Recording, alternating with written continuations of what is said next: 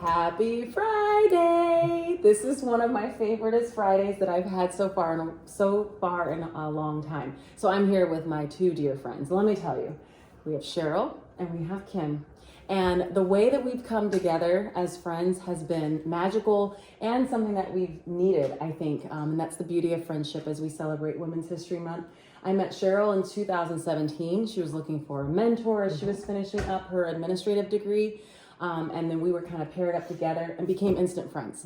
And then Kim, I met in 2020 when so many things were happening and with the civil unrest and just a lot of the conversations that we were having. And so as we have started forming friendships, we are now friends that travel together, and we traveled to visit Sheryl. So I persuaded them to do my Friday Facts, and here's why.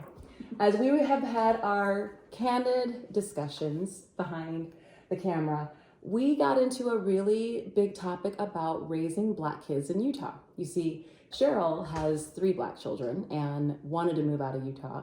And Kim has adopted 2 Black children and has 3 older biological white children. And so it just has drawn into many different conversations. And so I wanted to get their perspective. So I'll start with Kim. Okay, Kim, you've gone through many different raising of children. What are your perspectives now that you are raising 2 young Black kings in Utah here? My perspective on what's important has changed a lot. And I think the main difference between raising my older children and my younger children is just being more intentional, and trying to figure out what they need rather than what's easy or comfortable for me. Okay, and so when we speak of comfortability, Sheryl, you were not comfortable raising your children in Utah, so much so that you moved. I mean, granted, it was aligned with job switch with your spouse and everything, but what was your thought process behind that? Don't hold back. My decision was really hard. It was a difficult decision, and a lot of my life is in Utah. I went to college in Utah. I have a lot of friends from my time in college that stayed there. I had friends that I've met in different points of my life when I was single or a working professional, and we all kind of came to Utah. And so moving was not an easy decision. But when I think about my really close friends, most of them were white. And I recognize that the concerns that I had as a parent were not the same concerns that they faced. And as much as we loved each other and supported each other, it didn't mean that their kids would be in my kids' class and they would be advocating for my kids or protecting my kids.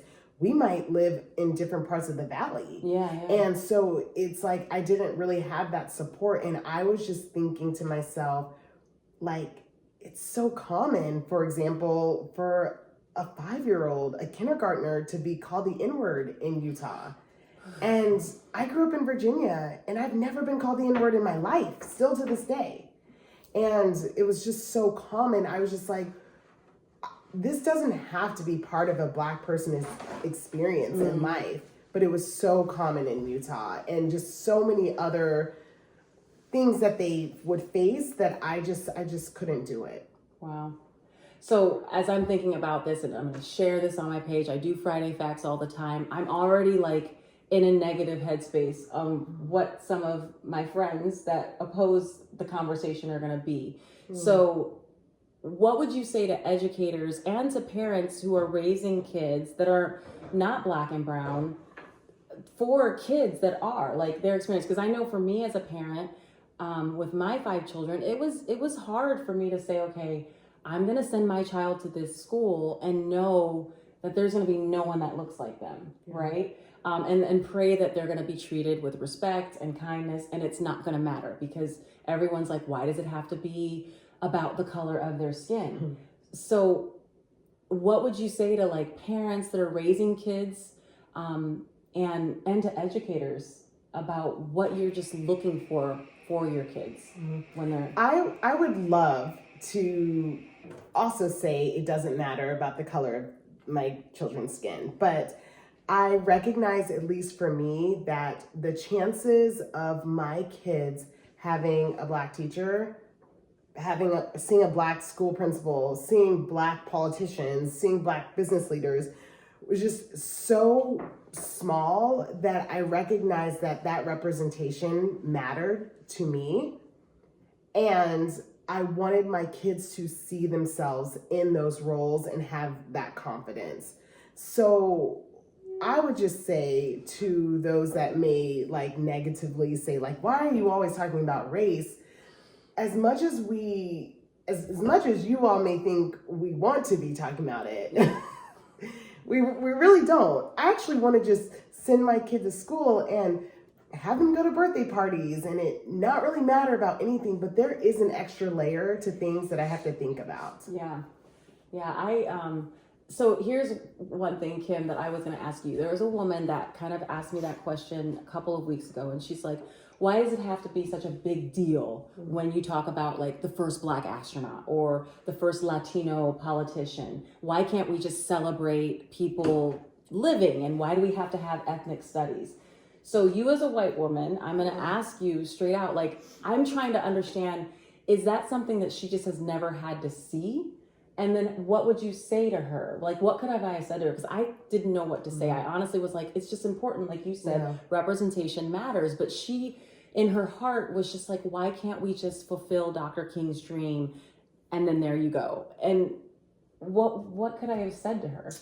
So I'm curious her age, because, you know, a lot of people were raised to be colorblind, to say, you know, color doesn't matter. We're all human. Let's just all love. And that's a great thought, but it doesn't translate into everyday life. And I think for somebody to, you know, it goes to show that they've never had to look at another person's experience, or maybe they haven't listened to another person's experience. And living in Utah, being a white person, if you are not around other Black people who feel safe enough to share their experience with you, you don't know. And I think that is why it is so important. I want people to see that my children are Black. I want that to be not anything for them to be ashamed of or for anybody to feel awkward about.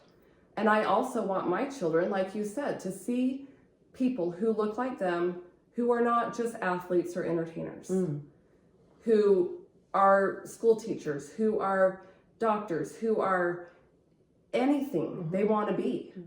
I also am just, if I can just add something, I'd be really curious if that woman has ever been the only person in the room that looks like them. Yes. Yeah. And I would argue, or that she probably hasn't. Yeah, I mean, she did mention that, like, oh, I grew up in Texas, and so I had friends of all different races, and I'm like, that's good, which is what I've had when I grew up in Ohio. Right, but I don't think has she for days, weeks, years been the only white person in spaces? When you don't see yourself around, there's something that like inside of you that's like, well, I feel uncomfortable about something, but then when you share it, no one understands. And I just think like sometimes people get a little bit of a viewpoint of this, like if they've traveled to another country and they're like the only English speaker around and they're just so excited to meet one other English speaker. The stress just comes down. Yes, it comes down. You're just like, oh, you understand me. And it's not that you don't love everyone else around you. You just like feel seen or heard. Yeah. And so I think as we think about that, and I wanted to share this, I mean, we've had many conversations over the last couple of days. It's just one of those things that reiterates some of the posts that I've made about Donovan Mitchell's comment and being happy to be the only one, but he's not saying that he didn't love Utah. I just think putting ourselves in other people's shoes, like I love how you said for weeks, for years, what would that experience feel like? And just the importance of seeing people. And Kim, you really touched to the point of just like going out and making those connections and talking to people and establishing like who they are without, assuming that they're just comfortable being the only one in the room. So I think as you're going out, my biggest thing is always to connect, and relationships definitely precede learning. So when you get a chance, it's important to get multiple perspectives from people, not just the one person that you know, and to talk to many people. So I'm glad to be here with my girls. It's been a wonderful time. It's been great. And those are just some Friday facts. Have a great weekend. Thanks.